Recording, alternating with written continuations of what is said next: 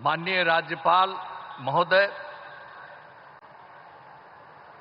श्री आरिफ मोहम्मद खां जी, यहां उपस्थित माननीय केंद्रीय मंत्रीगण श्री जीतन राम मांझी जी, श्री राजीव रंजन उर्फ ललन जी, चिराग पासवान जी, श्री रामनाथ ठाकुर जी, श्री नित्यानंद राय जी, श्री सतीश चंद्र दुबे जी, श्री राजभूषण चौधरी जी, बिहार के माननीय उप मुख्यमंत्री जी श्री सम्राट चौधरी जी, श्री विजय कुमार चौधरी जी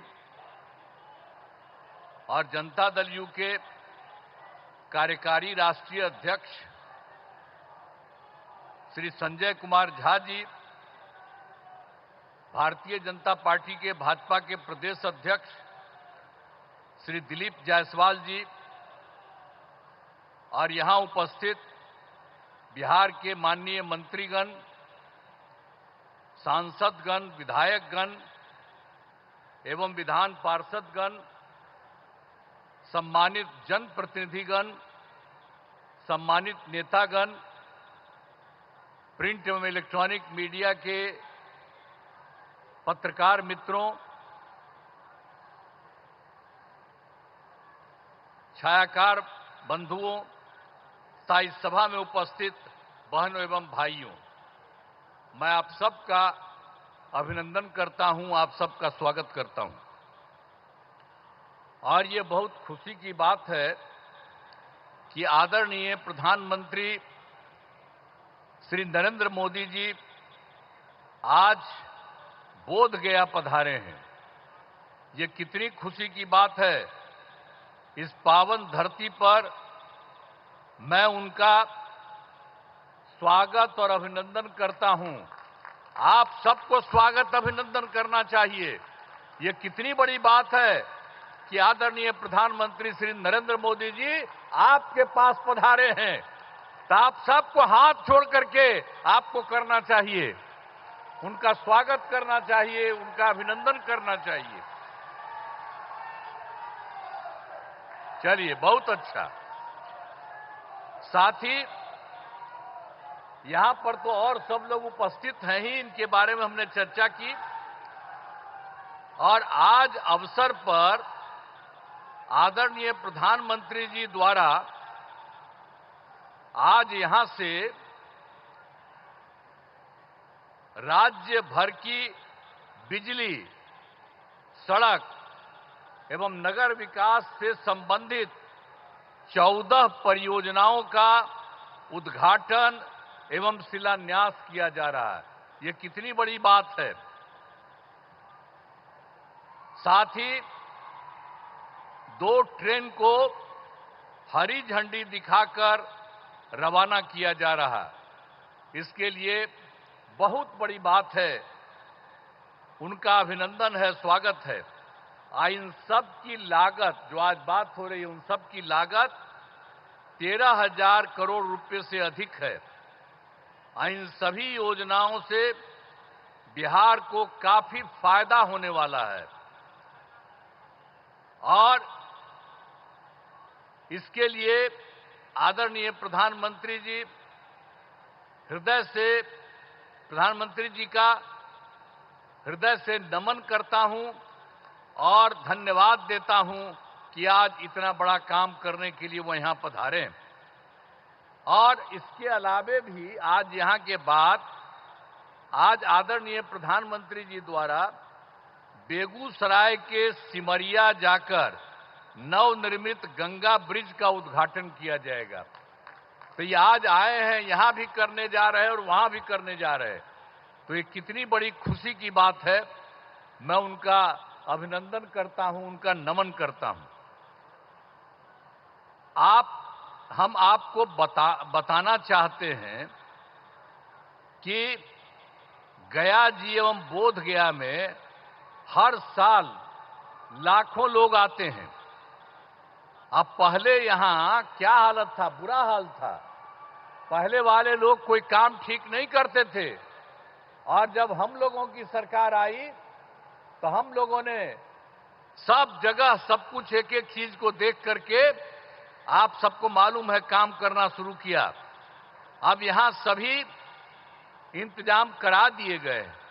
अब गया जी में फल्गु नदी में और रबर डैम में सीता सेतु का निर्माण कराया गया है, और बोधगया में महाबोधि सांस्कृतिक केंद्र एवं विशिष्ट अतिथि गृह का निर्माण कराया गया है।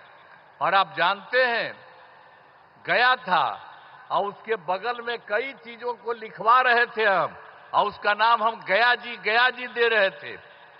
और उसी के बाद केंद्र के साथ आया हम लोग को यहां पर आए हुए आदरणीय प्रधानमंत्री यहाँ। तो इन लोगों की इच्छा थी कि भाई गया है तो गया को गया जी होना चाहिए, तो तत्काल हम लोगों ने गया को गया जी कह दिया है। आज यही सब देख करके तो हम लोग तो कर ही रहे थे आप लोगों को, लेकिन शहर का नाम गया ही था, तो अब गया का भी नाम गया जी हो गया अब सब दिन के लिए। तो अब एक तरफ बोध गया है और एक तरफ गया जी है। तो ये सब काम किया जा रहा है काफी सिर से। अब कुछ बात आपको हम बिहार के लिए कह देना चाहते हैं। अब पहले जो हम लोगों की सरकार आई 24 नवंबर 2005 को, और एनडीए की सरकार आई जिसमें बीजेपी और जदयू की सरकार थी, और उसके माध्यम से हम लोगों ने काम करना शुरू किया। लेकिन उसके पहले की जो सरकार थी उसका कोई काम नहीं था, सरकार से कोई काम नहीं किया गया। लेकिन हम लोगों की जब सरकार आई तब से हम लोगों ने एक एक काम करना शुरू कर दिया, और पूरे बिहार में। और उसके लिए बिहार के विकास में हम लोग चारों तरफ लगे हुए हैं, और हर तरह से सब जगह से कानून का राज है। अभी एक चीज आपको बता देना चाहता, सभी क्षेत्रों में तेजी से विकास हो रहा है, चाहे शिक्षा हो, स्वास्थ्य हो, सड़क हो, बिजली हो, सभी काम हो रहे हैं। हाल ही में कुछ नए, बाकी जो सब काम हम लोग करवा ही रहे हैं, लेकिन अभी हाल ही में कुछ और भी काम करवाए हैं। तो इसी के लिए नए निर्णय लिए गए हैं अभी हाल में। तो अभी वृद्धजनों, दिव्यांगजनों और विधवा महिलाओं को मिलने वाली पेंशन की राशि 400 रुपया थी, तो इसीलिए अभी हम लोगों ने उनको बढ़ा करके 400 रुपये को बढ़ा करके 1100 रुपया कर दिया है।